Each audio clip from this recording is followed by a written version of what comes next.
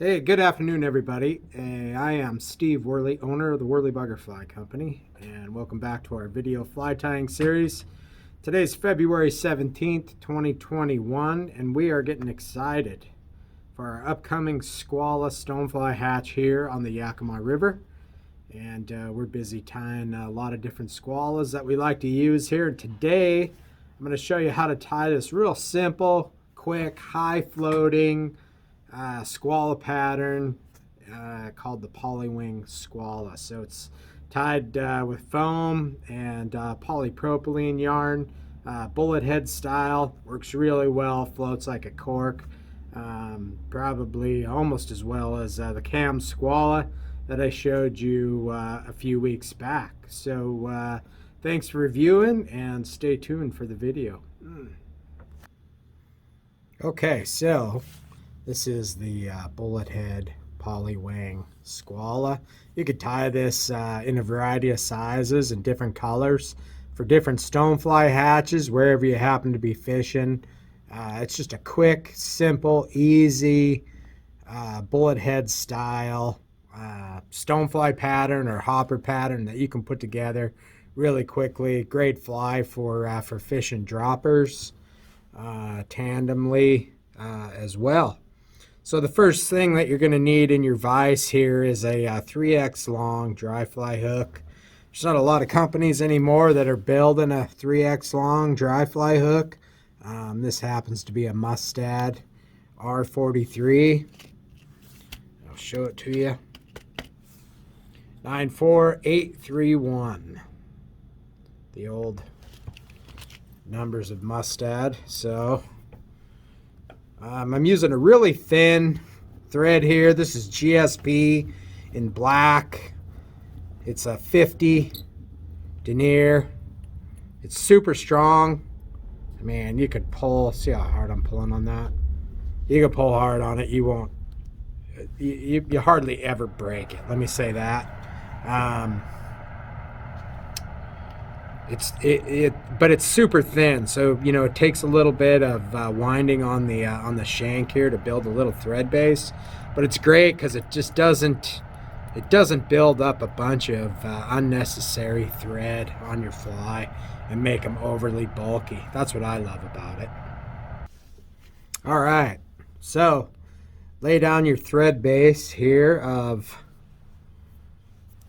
thread on your shank.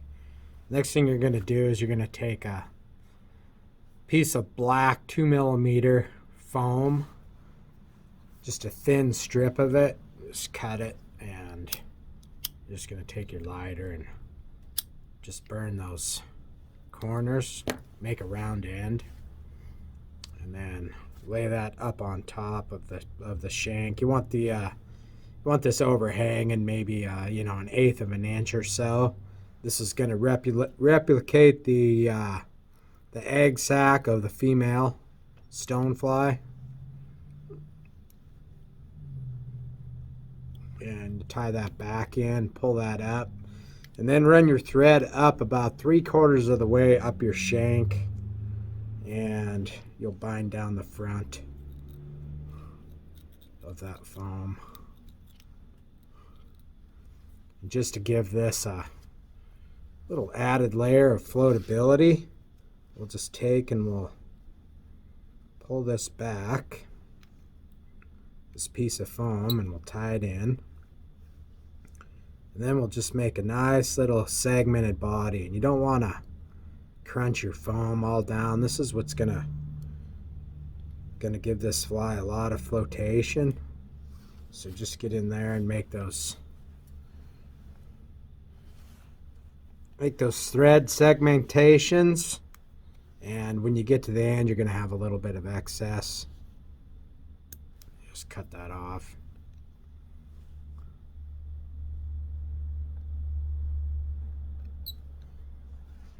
And there's your body formed. So now what we're going to do is we're going to take our dubbing, and squalas are really kind of a unique stonefly. Really kind of here in the Yakima River, they start out as being kind of a brownish olive, and by the end of the hatch, when April comes around, you know, they'll be almost bright yellow in color on the bottom of them. And you know, back in the day, before the term skwala was really used a whole lot, you know, a lot of the guides here thought that this stonefly hatch that happened in February and March was actually a golden stonefly, just being correctly unidentified. Then was quickly found out that it was actually the skwala that was hatching and driving the fish crazy. So I really like this dubbing. This is John Romer's Arizona Diamond Dub, and it's a light olive color. You can see it builds a nice rope. It's super easy to dub on. Gets nice and tight, and this is a killer color for our squalas. So what you're going to want to do is just start winding this around the body, and you want to do it real loosely, not tight enough where it's not going to unwrap on you, but not tight where it's binding around that foam body that you just laid down. Again, that's going to be a huge part of your flotation in this fly and aiding it. So you don't want to mash all that foam down. So build about a 3/4 of the way body on this. Taper it. And once you get up there, about 3/4 of the way up the shank, you can half hitch it and tie it off, and that forms your body. Okay, so the first thing that we're going to do is we're going to lay an underwing down, and we're going to use a polypropylene yarn. And once you start fly tying, you'll learn about yarns. There's floating yarns, and there's yarns that don't float. So polypropylene is a floating yarn. They build a lot of strike indicators out of it. It's used, on wings and posts on flies. Works really good. So this is the actual silver color. It's not quite as bright as what the white or the polar bear is. So we're going to lay this right behind the eye of the hook. Just kind of pinch it. And we're going to bind this in. And this is going to be our first wing. Again, this is going to aid and add floatability to our fly. And that's what's so nice about this GSP thread. I just can't say enough about it. It just, it just works great. You don't build up a huge thread base, and it just keeps stuff nice and tight.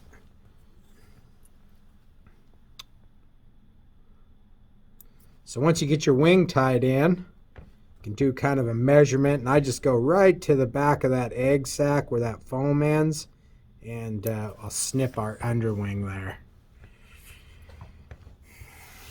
And then the next material we're going to add a little bit of flash for that underwing in between. I like this product here. This is a microlateral scale. Works really good as a good reflective material. You want to take about 5 or 6 strands of it and just lay it right up on top there, and again just bind that down into place. Pull tight, make sure it's not going to come out. Okay, and then again just snip it right at the back of the wing there, and then just lay that aside, because you'll get a half dozen or so out of several pieces of that. Okay.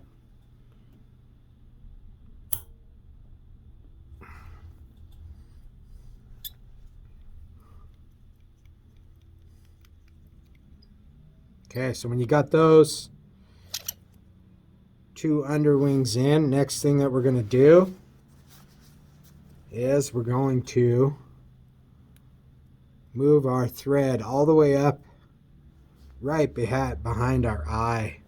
And the next yarn that we're going to use another polypropylene yarn.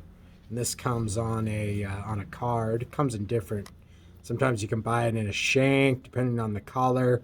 You can buy it spooled. Then you can buy it carded. So what I like to do is take about 3 layers of it, cut it off, and then you're going to want to comb it out, because you can see that it's, you know, it's all kind of neatly bound together there. So take your brush and just brush out the yarn.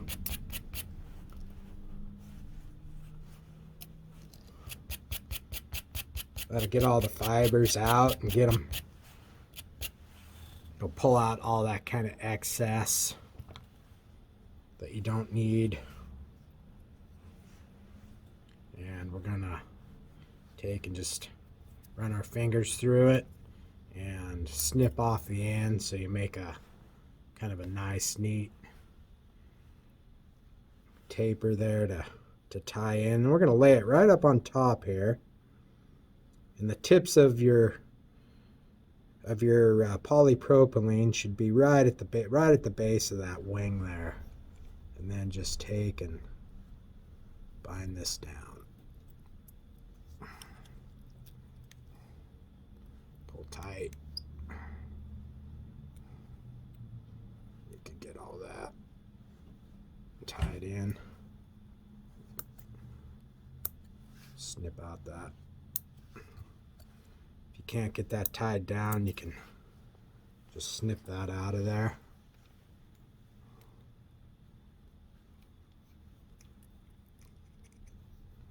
Tie down the back portion of it there, and then run your thread right back to the base of where you tied in your underwings. Now you're ready. You're going to form your bullet head just by pulling this yarn tight and pulling it back across the top of the body, and then pull your thread up over the top, and that will form your bullet head. Make several wraps tight, binding that down. You can even throw a half hitch in there if you want. And it's really going to be dependent on how big you want that head. Is really going to be dependent on how much yarn you put in there. So if you want the head to be a little bit bigger, you can add a little bit more yarn. So what I'll do is I'll measure this out, and I like that dark wing to be right up over the top. You can cut that. And your next step is we're going to add our rubber legs. I like these fine black. They're small and they give the fly a lot of extra added movement when you're fishing this. So just put them up there on top, tie them in as a loop, and then you can just pull them down right over the side. If you've watched some of my other videos of dry flies, you see me do this all the time. It's a pretty easy way to tie in rubber legs and get them bound onto your fly. And then you can add more thread, of course, and bind those in nice and tight. Okay, so the last thing that what I'm going to do here is I'm going to add a little bit of a hot spot right there. Like I was saying at the beginning of the video, our squallows will kind of change color a little bit as the hatch progresses, and they tend to go from kind of a creamy dark olive, yellow olive, to you'll see them in a bright yellow color. So I'm going to add some of this diamond dub right here,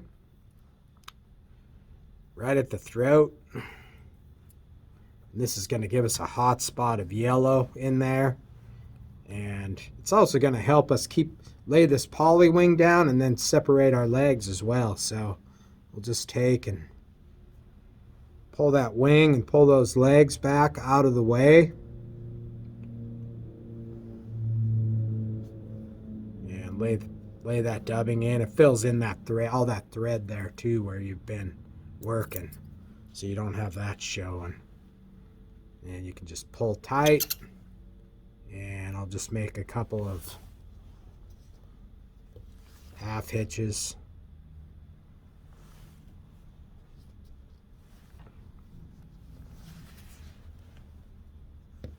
Pull that thread nice and tight and cut it off. Now your last thing, just kind of fine tune it. Get your legs cut.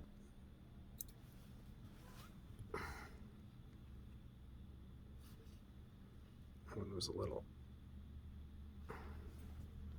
So there we go. Nice thing about rubber legs, you can just kind of pull on them. They're pretty durable, especially these round ones.